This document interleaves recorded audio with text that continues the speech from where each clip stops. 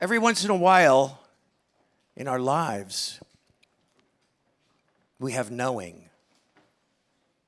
You know. You know when you know. It's an incredible feeling to have knowing. It's not random. It's not happenstance. You know.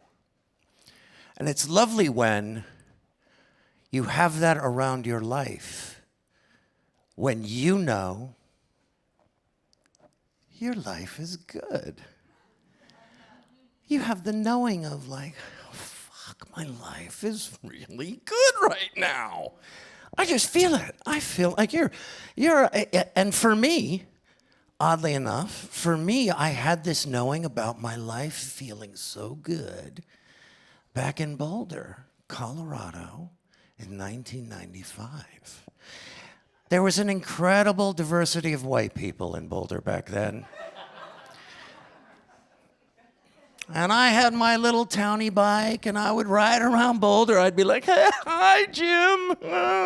And I'd just be like, yes, Boulder. I'd just run around Boulder with flowers and shit. I'd be like, hi, I have an apple for you. You know, it was just one of those time periods where I just felt so good. And I was performing on Pearl Street Mall, the walking, pedestrian, outdoor mall, and I had community with all these other street performers, other jugglers, the guy who blew fire out of his ass and regurgitated a bowling ball, walked on a rope, you know, all these guys I had community with, and we'd share this spot on 13th and Pearl.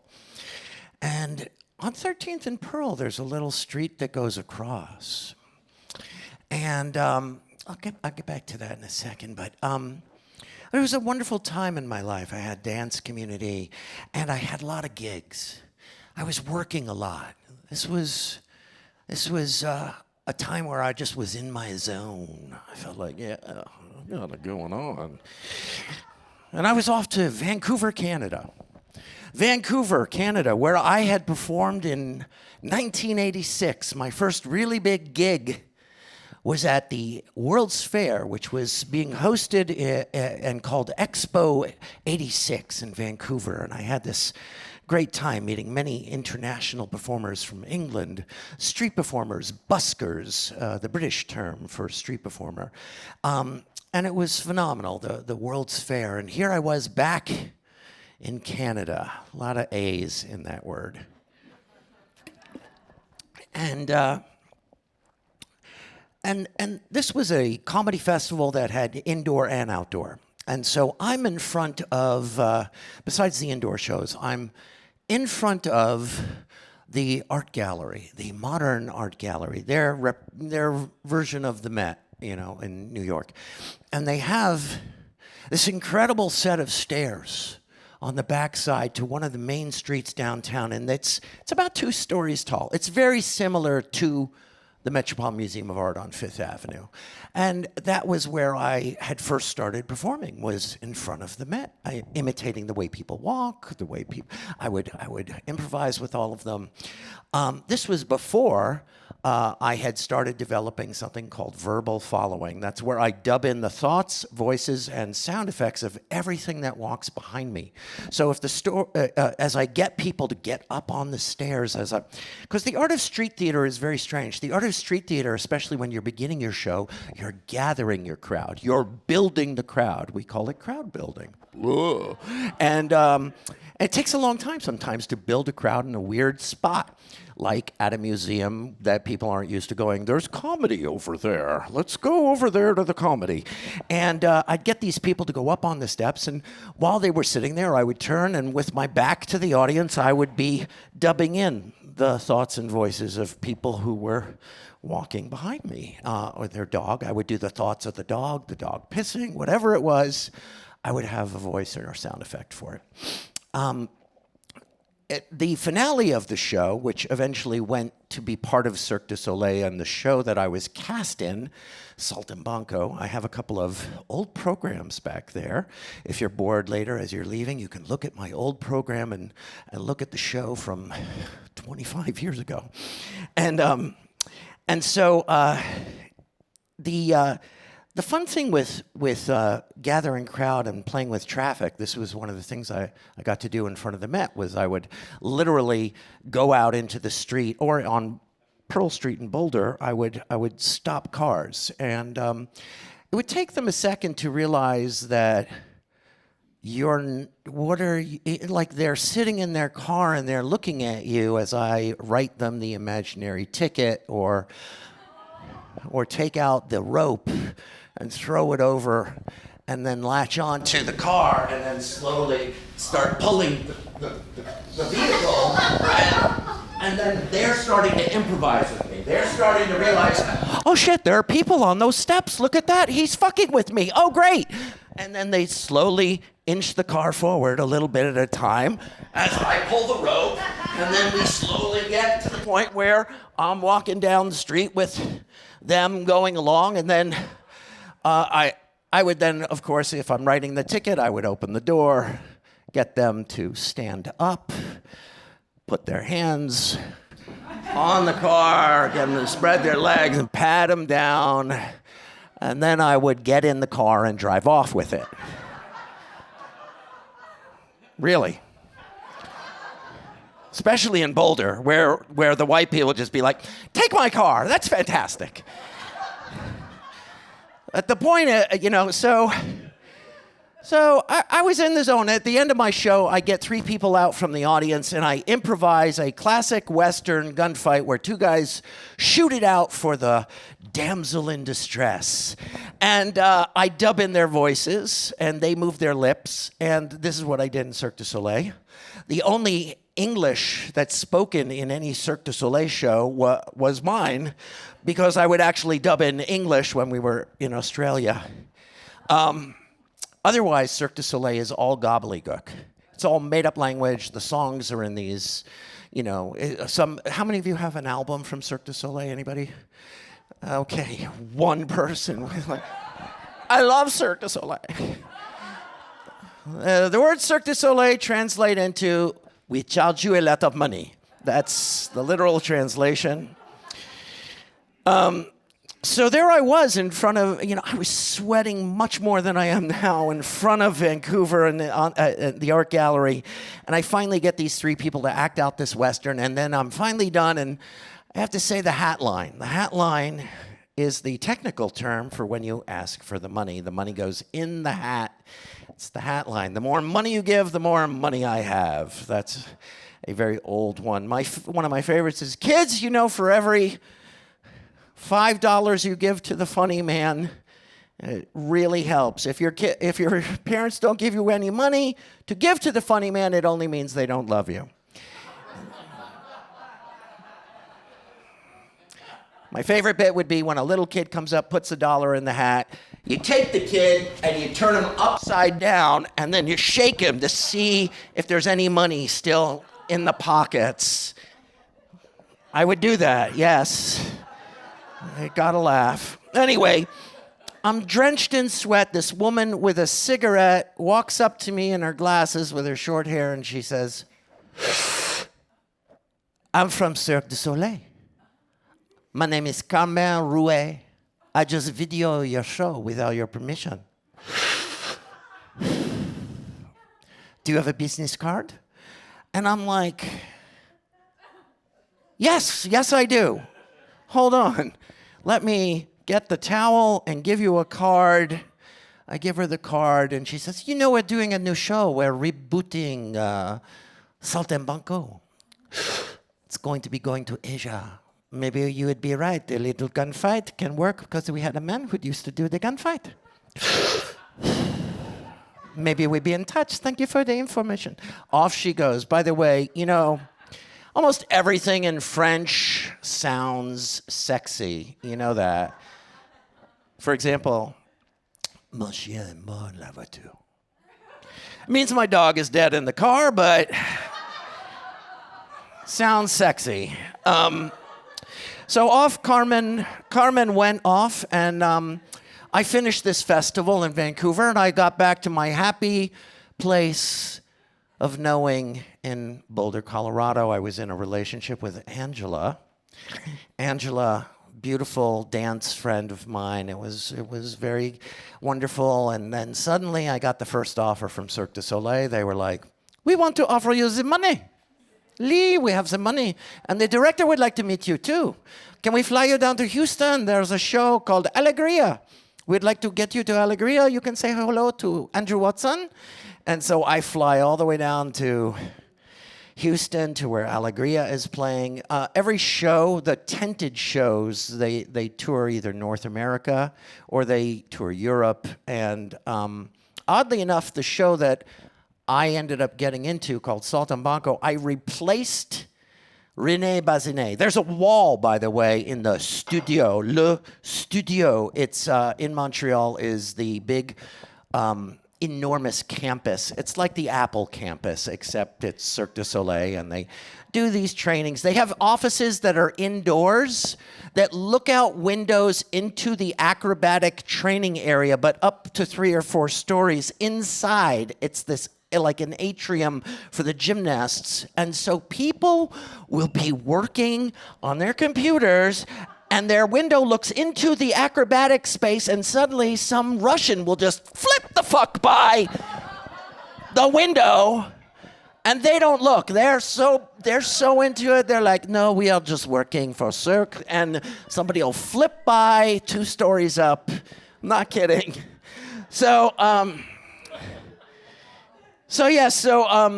Also Cirque du Soleil, the billionaire owner, Guy, when I came to Cirque, it was Guy and Danielle, the 2 owners. Guy bought Danielle out. But I'm trying to be nice, but Cirque's not an easy company to work for.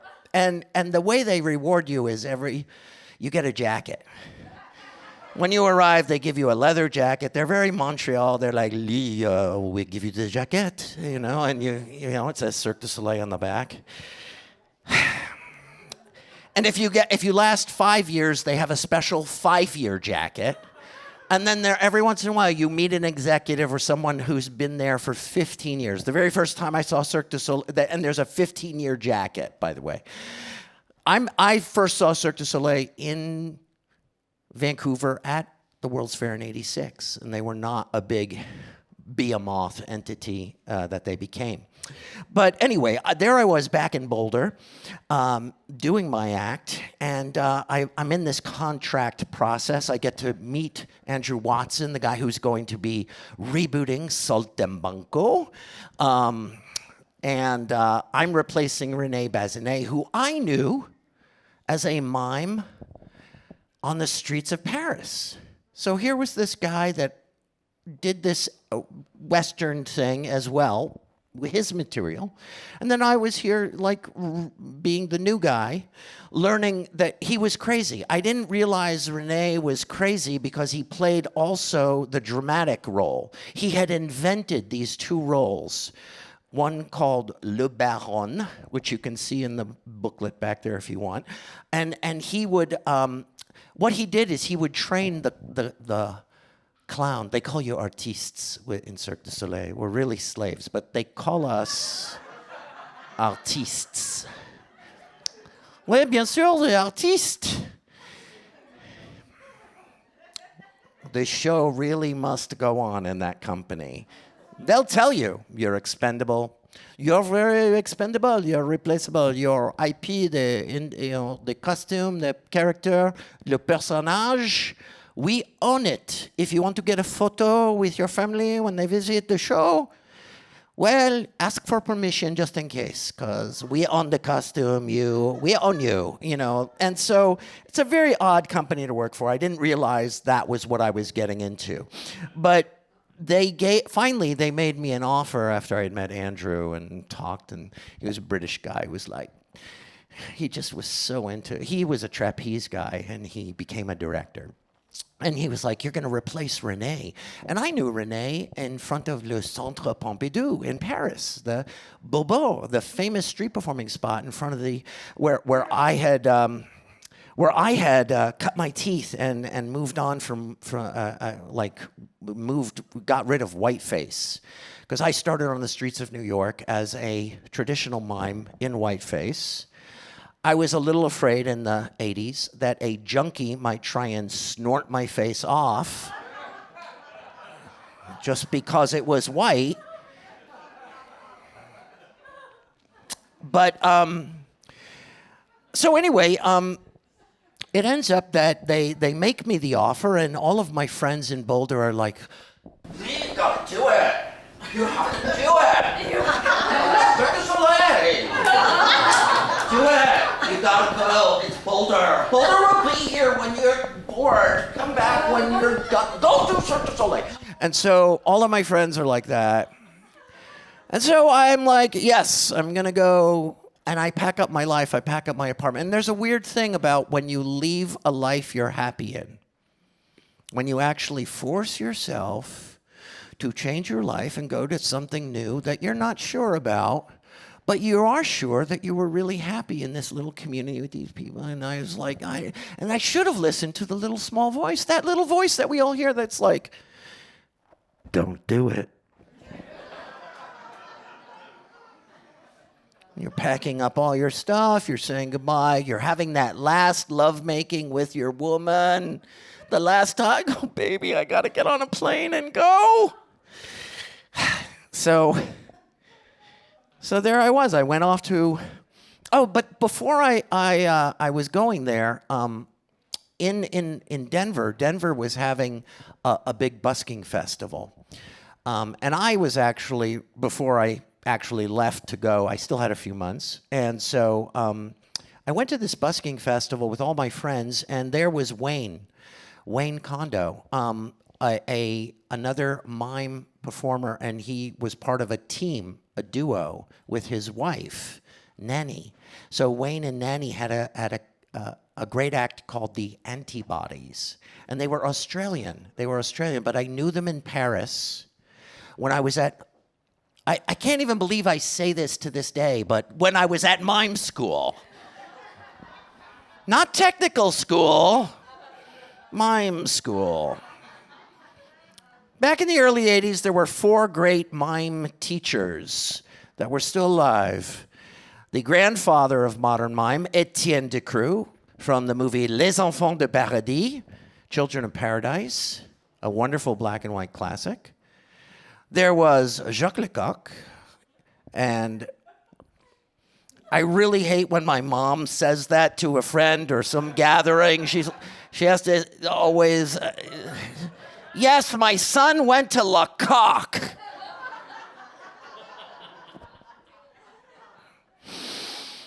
Etienne Decroux, Jacques Lecoq. There was Philippe Gaulier. He was the rebel who left. He was a teacher at Lecoq. He started his own studio because he had his own ideas. This is like 1982, 83, 84 in Paris. And there was, of course, Marceau. If you graduated from Marceau, you came out looking like a little bip. You were just a little mime who would just do exactly what he did. And anyway, there I was. I saw Wayne in Denver at the Busker Festival, and Wayne, it's a mile-high city. And he's come from Australia. He's had kids. He has 2 kids now. Him and Annie had these wonderful little boy, 2-year-old boy, and a 4-year-old boy. So he has to go and do some shows and make some money away. And these festivals can pay quite well. They pay for your airfare, they put you up, they take care of you. And I had toured with Wayne because I had been on tour with Wayne and Nanny in Australia. We had toured New Zealand, Wellington, Christchurch, Auckland. And I had also toured with them. I had done festivals with them. How many of you remember the movie Muriel's Wedding? Muriel's Wedding, a good movie. The town that Muriel's Wedding takes place in is called Porpoise Spit. It's the name of the town that they called it, but it's actually based on Coffs Harbour. Coffs Harbour is in New South Wales, and back in 1990, 91, they had their very first busking festival. It was like time. It was like, in Back to the Future, we have to send you back to the future. It was like going to Coffs Harbour in 1990, whatever, was like, what year is it here? You really could. It was like, and Australians have such strange words. They have a word for, pissed. Pissed means you're drunk in Australia, in England probably, but you'd hear people just go, I'm pissed, and you're thinking they're like, I'm angry, and then the other one is root. I came over to Australia, and people would be like, oh, mate, you got to take her home and give her a root. And I'd be like, root? Yeah, rooting, mate. You got a root. Root means, root. I would try and put that shit in a sentence together. I'd be like, I'm pissed. What? Try and translate it or whatever. I'm angry. Let's go cheer. Root for the team. Pufta, another great word. I didn't know what pufta meant. I came over there, they were like, you're a bloody Yank, you're a pufta. And I didn't know pufta meant gay, and I just thought that was something you put on your cereals. Like, can you pass the puftas? Thank you. Anyway, I did a lot of touring with Wayne and Nanny. They were dear friends. We did this busking festival in Coffs Harbour. It was very magical. Magical because Coffs Harbour is right near a town called Mullumbimby. And Mullumbimby has the most incredible weed I have ever smoked. It's right up there with, in Canada, there's a couple of places. So it's called Mullumbimby Madness, and I just was like forever changed by that. I was like, wow, that's incredible. I can't do a show. I can't do anything. And so Wayne was there in Denver, and he says to me, I'm having these weird feelings in I can't breathe. I can't catch my breath during my show. Wayne does the most physical show. He is a mime's mime. He's technically, from going to Decrew, he could just do, technically he would do these things with Nanny that in the class that I was like, that this is, was like modern dance. It was just amazing. He was so beautiful at the form of the true form of corporeal mime. And so, and Decrew himself was 90 years old and suffering from glaucoma. But Decrew was still teaching. It was like having a blind Yoda come up and try and, correct your, and he had a staff. And he'd come in and this was in the basement of his little studio, and he had the glaucoma, so he'd have to come up to you really close. He'd have to get like right in your face. And this little old weird man who couldn't speak English. So Wayne and Nanny were the assistant teachers, along with Steve and Corinne. These other two, one American and one, she was like Irish. And this is back in '84. Anyway, he'd lose his mind if you moved, because they would say "arrête," and you just had to hold the pose. Wherever you were, it didn't matter. It was like, some childhood game where you freeze, and he would come up, and he'd look at you, and with his white, weird eye. And if you moved, he would lose his mind. He would just lose his mind. Great memories of Paris. But Wayne and Nanny, they survived that time, and I went off to do Cirque, and I got to keep track of where I am here. Sorry. By the way, before I got to Cirque, I was going to meet Wayne in Edmonton. So my last festival was in Edmonton, Canada. Edmonton is a great city in Alberta. and they have a great fringe festival as well. And I was up there at this festival, all outdoor. In street theater, we call it a pitch, the spot that's given to you to perform at. So it's a pitch, and that's and when you go out to do your show, you're on pitch 1, pitch 2, whatever. And I had a couple of other good friends of mine from Australia who were there at the festival. My friend Andrew Elliott, a sword-swallowing magician, was there, one of my good buddies.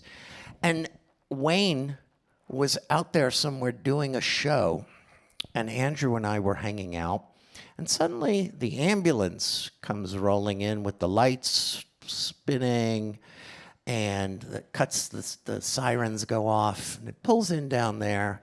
Andrew and I are like, wonder what's going on, maybe some little old person had a heart attack, I don't know. And then suddenly we hear on the walkie-talkie, it's Wayne. Wayne in his show, he's one of the most physically demanding clown. He played a mad professor with his hair out, and he would get a guy out from the audience, and he'd have the volunteer from the crowd, imitate and show, and he would show him the way he's going to do these, characters, and force him to get crazy. And he at one point imitates having a heart attack in his show. So he's in the middle of his show, and he's showing the volunteer.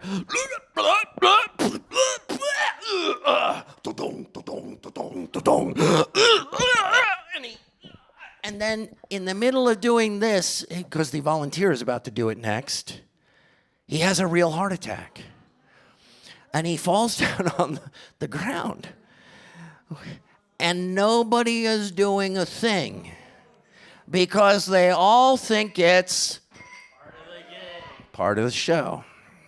And that there's only one improviser who's part of the festival, who's come over to watch. My friend Patty Stiles is sitting there, and Wayne is truly on the ground just going, like he's having a real heart attack. And she goes, this doesn't look right. And she runs over to the info booth and says to the festival director who's standing there, does Wayne do this during his show? And they're all like, no. And by that time, it was too late.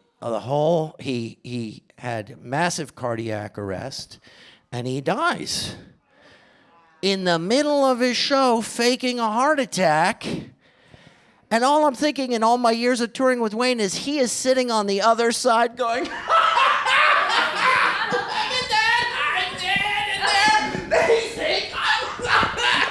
he's had a wacky sense of humor where I'm sure he thought something along those lines. But by the time the ambulance got there, I just sprinted over. Nobody wanted to get close to his body as the EMTs were still trying to resuscitate him. And I tried to get as close as I could. I was like, oh my God, when you're in prayer, I don't know, it's different. There are different levels, I guess, of like when you, like, I'm going to go up to 11 on prayer mode. And suddenly I was like, I'm on my knees. I'm like focused intention. Like everything is just like, dude, do not die. They're still trying to resuscitate. I'm waiting for them to go and just bring him back, and he's back up. And but no. And I heard that, and oddly enough, when I was there in prayer, in this little weird bubble of no sound, it was so intense because his body was like right here, and I heard this little voice, clear as a bell, just go, "I'm not coming back." It just didn't sound like my own brain. I was like, well, I'm not coming back. And that was it. I knew he was gone. And death triggers people in different ways. The whole festival, all 20 or 30 other performers, everybody got triggered. And, everybody had their, because Wayne was directing the late night show. He was the director of the late night show called Late Night Madness. We were like, well, what are we? We had to have us emergency meetings, but there's at the time that he died. We each have our box of gear, of the stuff that goes in the box that you do your show with.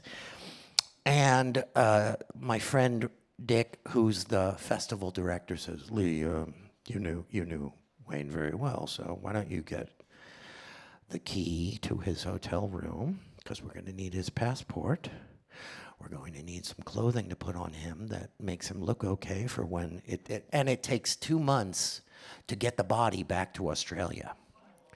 2 months in a container on a ship and a blah blah blah, and then all of the signatures that are needed from the other side, from the family. You had the FedEx, the passport, and all this other stuff. And I'm tasked with going into the hotel room and getting everything and putting it all away, because I've toured with him, because we've smoked a few Mullimbimby Madnesses together. So it is the weirdest thing when you are like taking the key card and like, and then you're open, and you walk in, and you're like, the dead guy's room. And I love Wayne. It was so heartbreaking. There's the toothbrush, that's this, the little notes, the money from the past few days. It's all so lived in.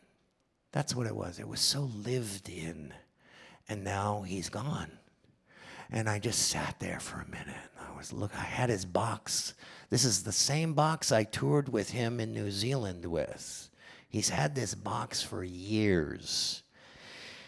And I sit there and I slowly take my time and I put it all away. And I find the clothing that's going to go on his body to go back to Nanny. Luckily, my friend Chris, another performer from Australia, made the first phone call to let Nanny know that her husband will never be returning and the boys will never have their father. I was like a day later, I called Nanny because I knew her very well in Melbourne, and it's like nothing there. Talking to her was so, you could feel the numb loss of all orientation to who am I, why am I here, and I have these two boys. And all I could say is, he passed doing what he loved, and I got it all put together, and it's going back with him. And the festival commemorated him, and we celebrated him with the Midnight Madness show. And then I had to move to Montreal, because we were going to Australia with Salt and Bongo. We were going back to where I once lived.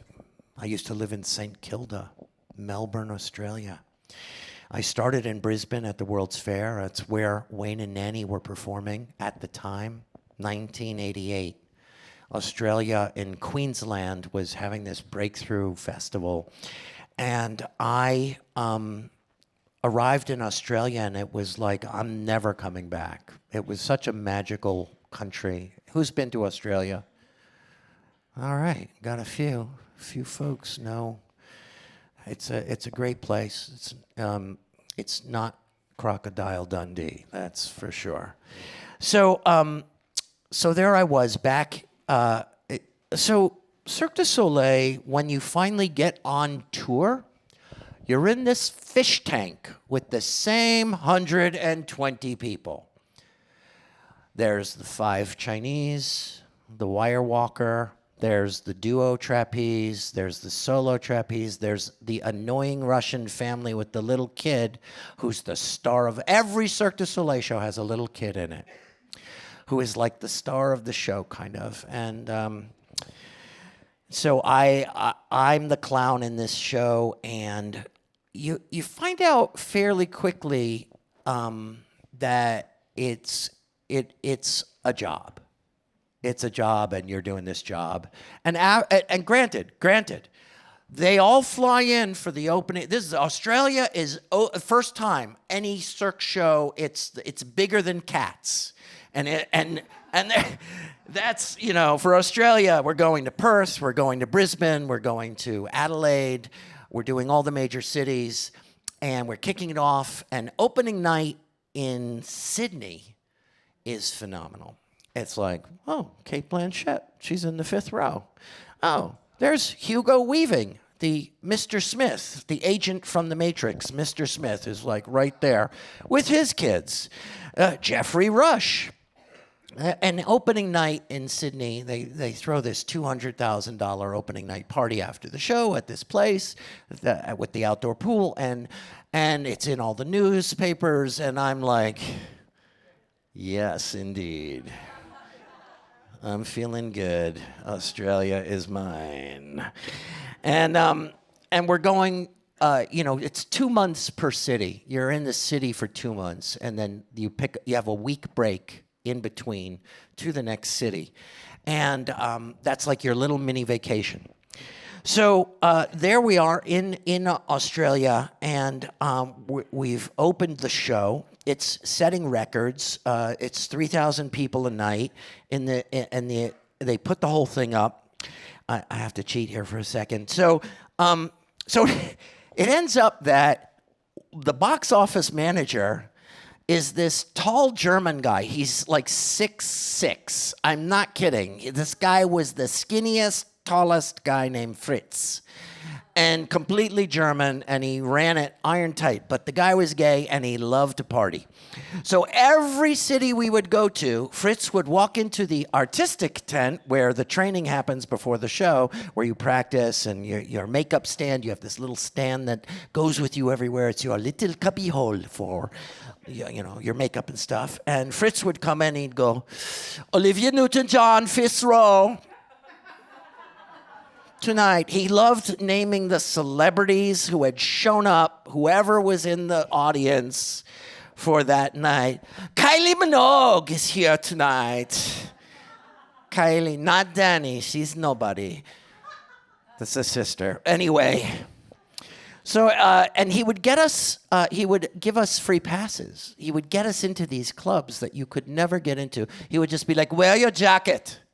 Wear your Cirque jacket, and we'll go to, whatever the name of the place was. We had the first openly gay couple on tour. Saltimbanco had the first gay couple that was one was a performer named Michael, and his partner Adam was part of box office, and it was fantastic because I would just roll with the whole group of the house troupe. It's like 50 people are in the chorus, the 45, 50 people. You can look at the back there. You'll be like, wow, there's a lot of people. It's a whole little village when you're on tour, and you find out very quickly, because Russians, they don't mess around. They tell you very quickly if they don't like you. Andre would come up to me and go, you're the clown, I don't like you.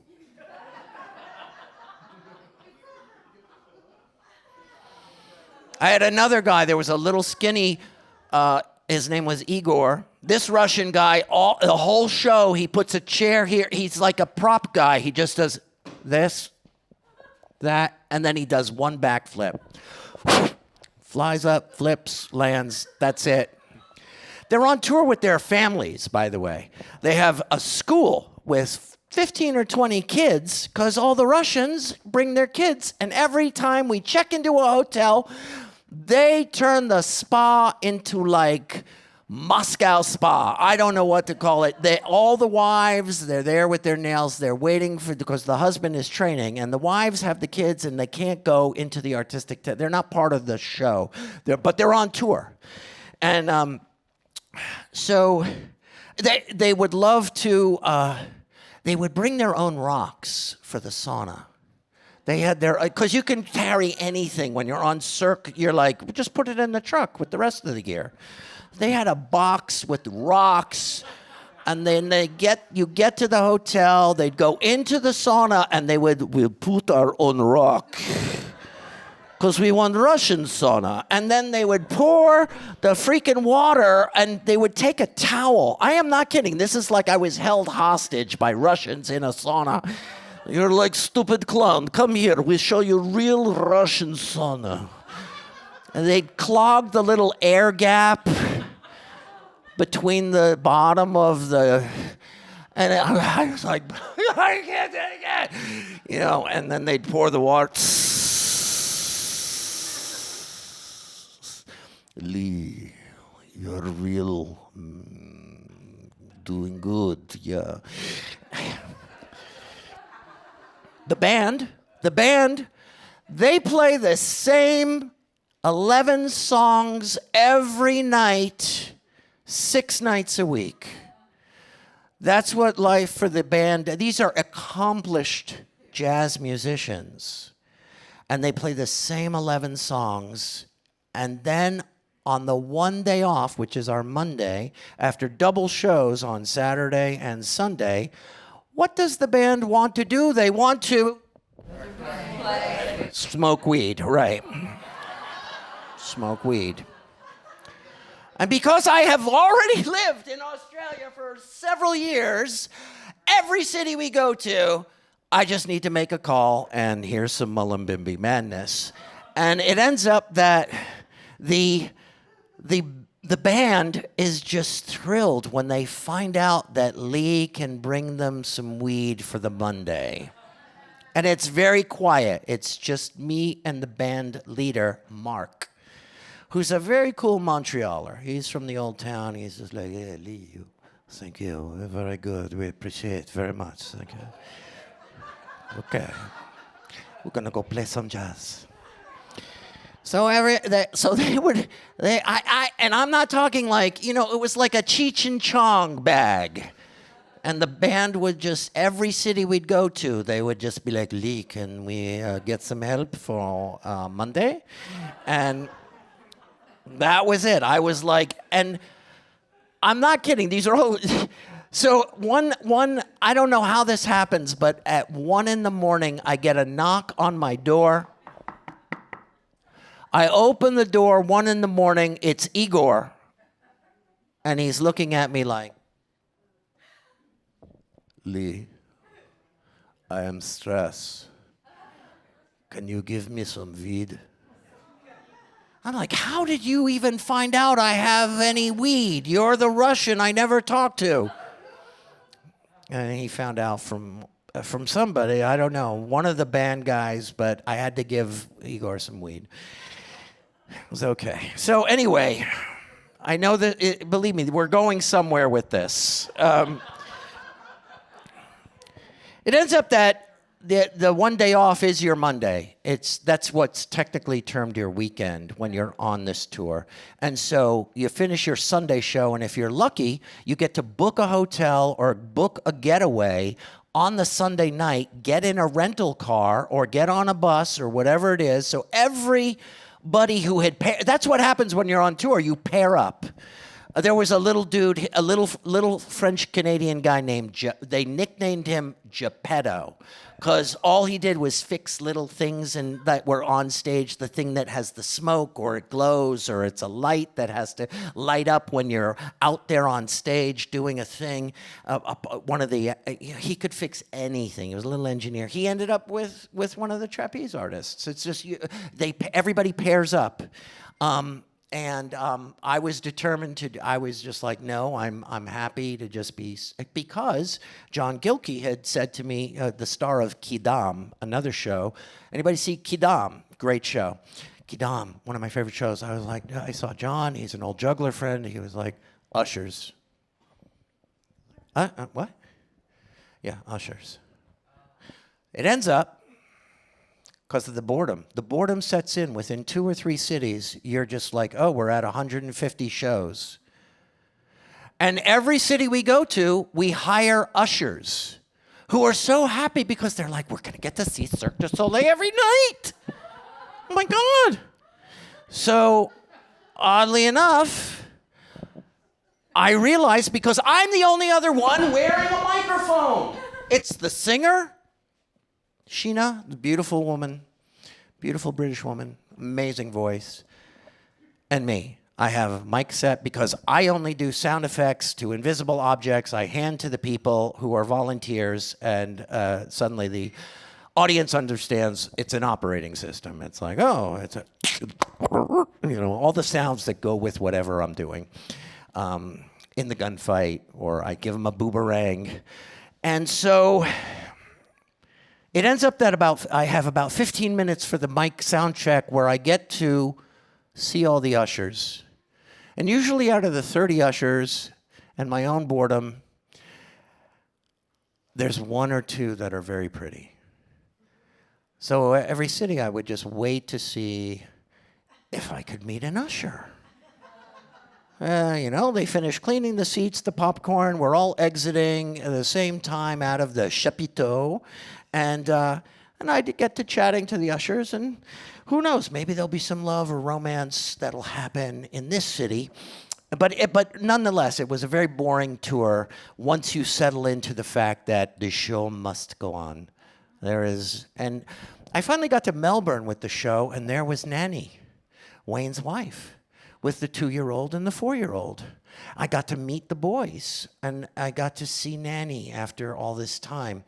And she told me that the memorial was heartbreaking and that his body finally had come back. I had missed the celebration of Wayne's life with about 30 to 50 other performers that I knew from my 5 years living in Australia. And there was Dom, and there was Andrew Elliott, and there was my friend Chris, and they were all there. And she said we gave him a standing ovation at the end of the celebration memorial. We literally stood up with the body in the casket, and they gave him a standing ovation. And the little boys weren't really sure what was going on. There's Daddy, but he's gone. And I asked Nanny, I said, well, have you even opened the box or looked, his prop box, their prop box? And she said, no, it's in our studio, and I haven't looked in it since you packed it up. It had been 8 months, probably. And she said, oh, but there's a video, and I don't have it. Or it was somewhere else. Somehow she didn't have the copy right then and there. But I said, okay. I kept going with the tour.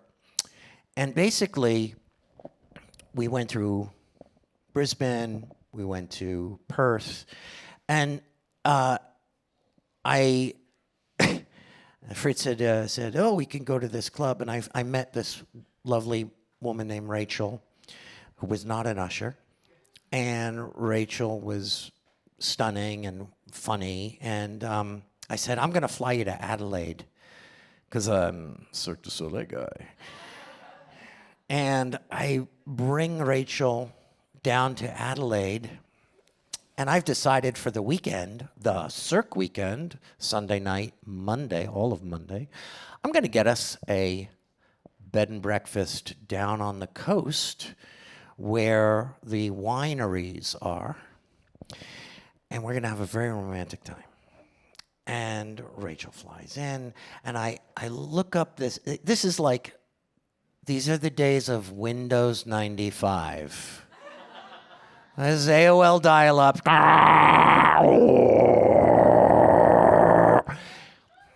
Windows 98. It was Windows, because we're this year, the year we're on tour is 1999.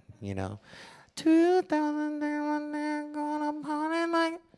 Yeah. So I open up this booklet, and there's an Airbnb. It looks nice. I'm calling that one. I ring through to this Airbnb on a regular phone with a calling card.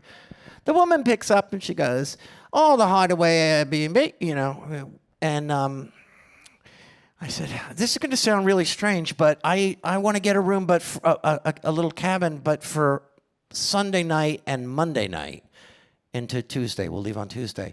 The woman instantly says, is this Lee Ross?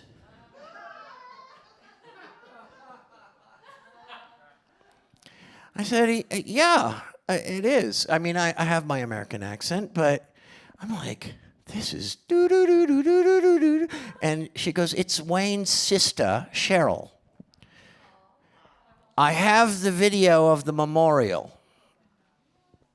And out of the blue, magically, the universe has lined things up for me to actually watch the video of the standing ovation and the 3-hour memorial at this bed and breakfast. Somehow I have dialed directly to Wayne's sister. I have no idea how that happened, but she knew I was on tour with Cirque from Nanny. So Rachel and I go down to this bed and breakfast, and she gives me the video, and Rachel is like, "You're not going to go down into the beach with me?" And I'm like, "I'm going to spend 3 hours in the darkness here." And I spent 3 hours having closure, watching each commemorative moment and celebrating, and the 2 little boys. And I get to actually kind of be there and watch them all get up, and there I am at the end of the video, getting up and also giving a standing ovation to my lovely friend Wayne, who had passed on the pitch. And again, the thing of knowing, that whole knowing thing, and I felt such closure after I saw that video. And the tour was leaving Australia, and we were going on to Hong Kong, Japan, and Asia in general, and Singapore. And we got to Singapore, and I was sitting in the back of the artistic tent, and I was sitting there one afternoon while everybody's training, and I just hear this voice, just like when Wayne had passed. It was different, but I heard this separate voice go, "This is your last show." And I'm like, really? And yes, this is it. We're leaving. We're done. And I really felt relief. There was this relief of knowing that on some level, some part of me had decided it's over. We had done easily, over 500 shows already. And I was I would finish out my contract in Hong Kong, because Hong Kong was being handed over to the Chinese, and it was that 2000 handover period, and they had flown in all the big wigs for opening night in Hong Kong. But it was something to kind of know that I was leaving, and these would be the last few shows. Would I have good volunteers? Would I be able to just escape this fishbowl?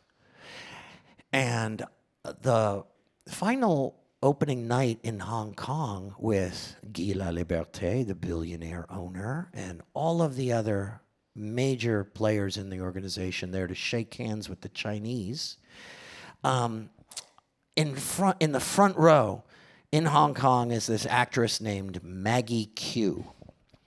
And she's been in a lot of big movies since then. But I picked her, and she did the gunfight with the other 2 people. And it was just, it was just one of these magical, timeless, nothing could go wrong. They were all so good. The volunteers were so good. I didn't have to really instruct. They just were ready to improvise. And I left the tour.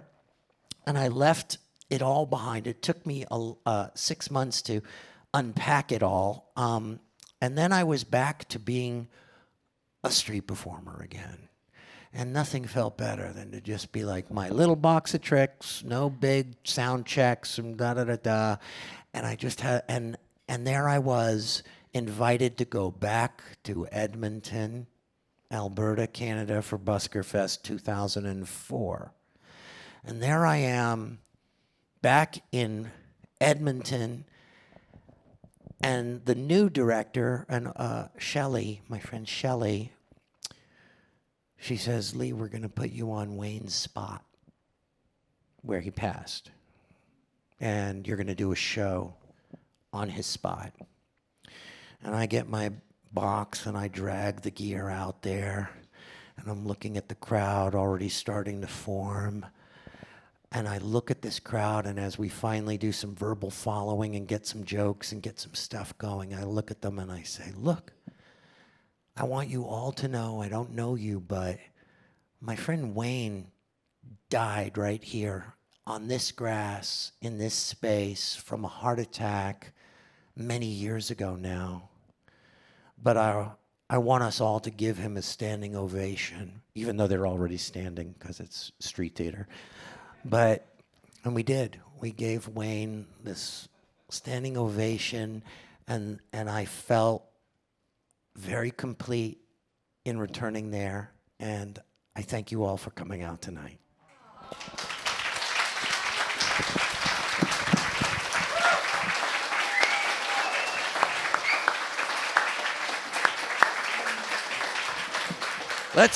Let's make it for Wayne.